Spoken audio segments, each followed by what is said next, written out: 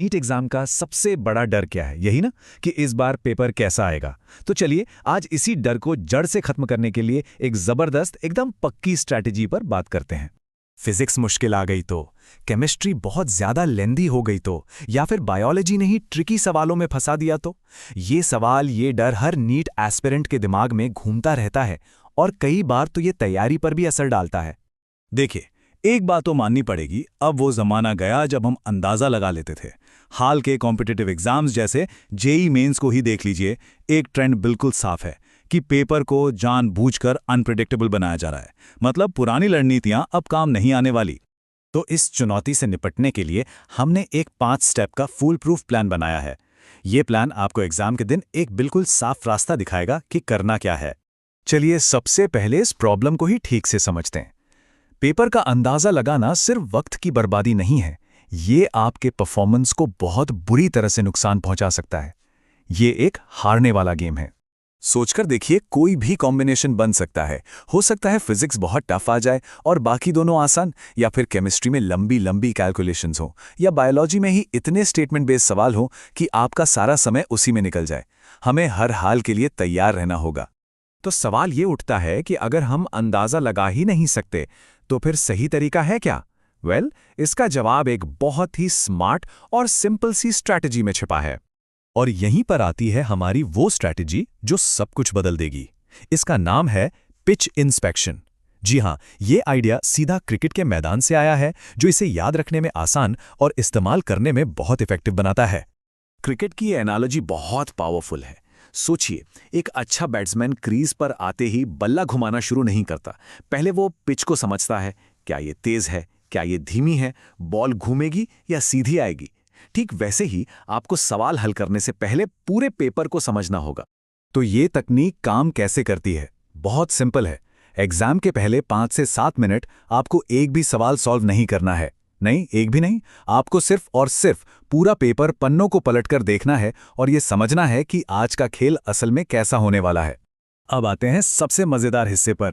इन शुरू के कुछ मिनटों का इस्तेमाल करके हम अपने पहले 100 नंबर कैसे पक्के कर सकते हैं और गेम को अपने कंट्रोल में कैसे ला सकते हैं। प्रोसेस बिल्कुल सीधा है। पेपर मिलते ही एक गहरी सांस लीजिए, शांत हो जाइए। अब अगले 5-7 मिनट तक आपका एक ही मकसद है, पूरे पेपर में उन सवालों को ढूंढना और हल्के से मार्क कर लेना जो बिल्कुल सीधे साधे वन लाइनर हैं, जिन्हें देखते ही पता है कि ये तो हो जाएगा। और ये बात याद रखिएगा, हर नीट पेपर में, चाहे वो कितना भी मुश्किल क्यों ना लगे, 20 से 25 सवाल सीधे सीधे वन लाइनर होते ही हैं। ये एक तरह से गारंटी है।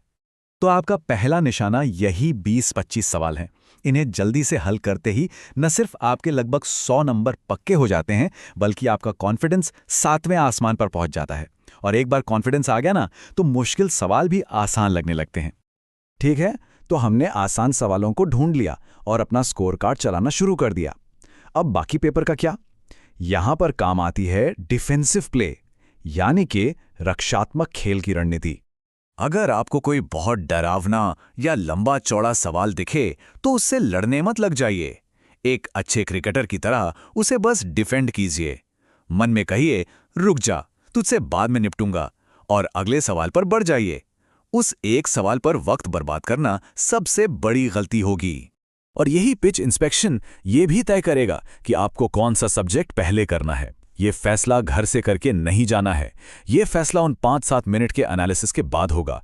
जो भी सेक्शन सबसे आसान लगे, जिसमें सबसे ज्यादा वन लाइनर्स मिले, उसी से शुरू करना है, फिर चाहे वो आपका पसंदीदा सब्जेक्ट हो या ना हो। और आखिर में आइए ये भी समझते हैं कि ये पूरी रणनीति इतनी कामयाब क्यों है।